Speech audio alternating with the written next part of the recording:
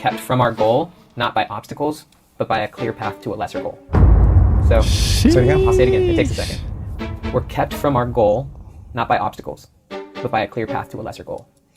Ooh. Have you ever done this? You have an idea, you have a dream, you have a goal, you have a calling over your life. It's something that many people might not even know that you actually really deeply desire. And you get yourself all hyped up and worked up and you watch some motivational video and you're like, you know what? I'm gonna do it. I'm gonna manifest my dream. And then you instead choose a version of your dream that you're more comfortable with. That sounds less crazy. A version of your dream that your friends and family will still have approval of. I've done this multiple times. I ain't gonna hold you. I'm not gonna cap. I have done this multiple times. And I'm gonna actually cover how this could be overcome in 3 stages of thought: the God idea, the traffic jam, and the opportunity cost. And at the end, I'm throwing in a free bonus that will actually help you practically incorporate this into your life. The God idea. The thing about a God idea is that God ideas are only going to be but so clear. Meaning, if you get clear about what you're called to do, ultimately, the distance between where you are now and where that destination is so far that it's still hard to see all the navigations that you need to get through to actually get there. This is a key characteristic of a God idea, because if it were perfectly clear and the path was perfectly straight, you wouldn't need God to get there. God often calls us to do things that require more than our natural ability, at least in that moment in time. It's like when you're trying to read a sign that's really far away while you're driving. You're like, I think this is the exit, but I'm not quite sure. The sign's too far. It's too blurry. I can't read what it says. So how can we solve this internal conflict that is literally robbing us of building the vision that we have for our lives, not just for ourselves, but for everyone that will benefit from us accomplishing and manifesting this dream? Here's the answer. The traffic jam. Let's go back to the driving analogy. I remember one time I was driving on the Beltway, and I'm the type of person that hates traffic. I mean, despises traffic. I'm driving and I see oncoming deadlock standstill traffic, and I'm like, oh no. So I hate traffic so much that I will veer off, make a turn, take an exit, whatever I have to do to take an alternative route, because I would rather actually take a longer, windier, probably even farther off the direct destination I want to get to path,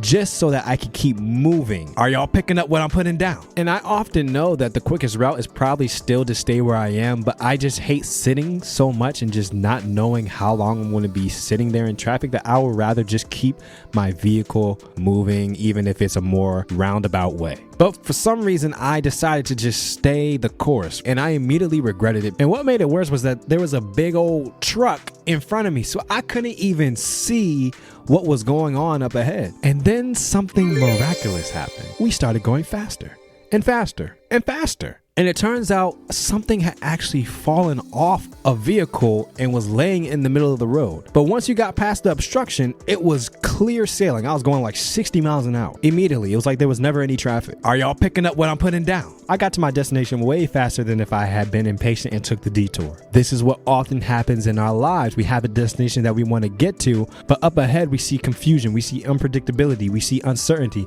and we veer off to take a lesser, more predictable, more clear route. Now, it's not that we give up on the destination, we just take an alternative route to get there. And we trick ourselves into thinking this is the better way, because at least we're keeping the motion going, right? We keep moving. At least I don't have to sit in uncomfortability for an indefinite amount of time. Uncomfortability. Is that a word? I don't know. Y'all get what I'm saying? I don't have to tell my friends and family that I'm honestly at a standstill right now. It's a lie. It's all a lie. It's a knot that we tie our brains in to protect ourselves from impending danger. When if you had just taken the higher route instead of the lesser route, you would have got up there and seen that it was just a chair in the middle of the road. And once you're able to navigate around the obstacle, you're flying at 60, 65, 70 miles an hour. Y'all tracking? The thing that is keeping you from your goals, the thing that's keeping you stuck, is not obstacles. You can overcome obstacles. You've been overcoming obstacles your whole life. The thing that's keeping us from where we want to be in life is us choosing to take the wrong exits, taking lesser alternative routes, because those routes honestly are more clear. So to tie a bow on this whole analogy of traffic versus detour, we have to determine whether what we are pursuing is worth sitting in traffic for. And the exit for the winding detour is right there. You could just get off. You could just go right on off. Now it's full of distractions. It takes longer. It burns more fuel, but you get to keep moving. Even though it takes longer, it's a clear path. You have to make the decision of which path you are going to take. The opportunity cost. Think about it like this. What is something that is so important you can't risk being late for it? The first thing that comes to my mind when I think about that is the birth of my child. I can't miss that. So if I hit traffic on the way to the hospital and I know that this is the most direct route, even though I might be frustrated, I'll probably be stressed, I'll be a little anxious for sure, I know once I get past this traffic jam, I'll practically be at the hospital. I am going to sit there. I am going to tough it out because I know the cost of me taking a detour is possibly too high for me to even bear. That is the only way you can overcome this conflict. If the cost of taking the detour is way greater or just greater enough than the price of sitting in the traffic, what it will cost you to take that roundabout is too great for you to bear. That's the only way that you can overcome this internal conflict, or else you will stay stuck. This is why I preach until the cows come home.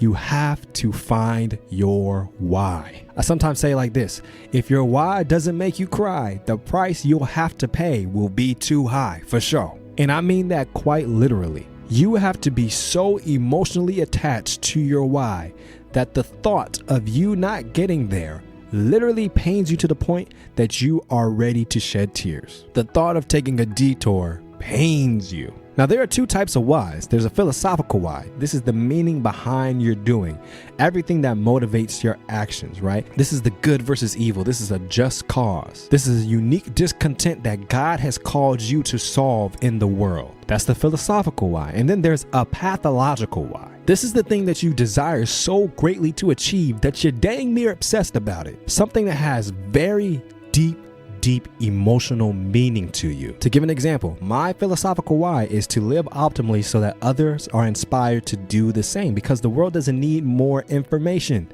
It needs more examples. I'm very clear about what that is. And my pathological why is my parents and my family legacy. I have a deep emotional attachment to giving my parents a return on their sacrifice and investment in my life. Not because they make me feel like I have to at all, but because I simply really want to. I know it will bring me a lot of joy and satisfaction. That why power is way stronger than any willpower that I could ever conjure up. Look, I don't know what your why is. It could be your children. It could be somebody that did something for your life. It could be some illness or something terminal that's in your family or in your own body. I don't know. But I do know that you have to discover what it is, because that is the only way that you will choose the traffic over the detour. If you like to find your why and you're just not sure how, I have a great opportunity for you to do that, and actually a lot more to add than that. I've been doing the Find Your Why challenge for over a year now. I've helped numerous people get clarity about this part of their life, but I'm taking it to another level, baby. I created Visionpreneur School. A visionpreneur is an individual who turns their ideas, insights, and influence into impact and income. Now, this is the fact that this is the only place online that you can get all of this while keeping Christ at the forefront of it all. I wish I had this growing up. I was either in an entrepreneurial space that just completely dismissed God in my life, or I was in a spiritual place that completely dismissed business element of my life. And there were so many things that I wish was existing that didn't exist. So I created it. And the first step that everybody misses in this process, I've seen it through all, I've paid thousands and thousands of dollars getting training, coaching, certifications, and all these things. The thing that people skip over is the why, and that is the basis and foundation of it all. This is why so many people struggle to cross the information gap. They have all the knowledge they need to succeed, but they can't get over the gap to actually executing and manifesting the vision because their why is faulty. They haven't gotten explicitly clear about what that is and what they're going to do about it. But in Visionpreneur School, we don't just stop there. You don't just get clear about your why. You get clear about your vision. You get clear about your mission. You get clear about your unique message that you have to offer the world, and how to translate that unique message into transformational content that impacts so many people's lives. Notice I didn't say inspirational. Notice I didn't say motivational. Notice I didn't say viral. I said transformational content, so that when people see what you are creating and putting out into the world, they walk away different. This by far is my proudest work to date, for sure. And I'm making it available for a limited time to a limited qualified group of people. Are you ready for this? For free. I've done lost my mind. This is highly exclusive, but I really do want to reward the OGs that are going to be a part of this inaugural group who choose to actually take the step to get clear about what they are building. It's always going to be purpose over profit for me, so it's not really that big of a deal. But you must apply to get in, and then you must be qualified and approved, and we'll get in contact with you if that's the case once we get your application. The application is linked in the description below, whether you're listening to this on your audio platform or you're watching this on YouTube. So I want you to ask yourself, have I been choosing the more clear but lesser route?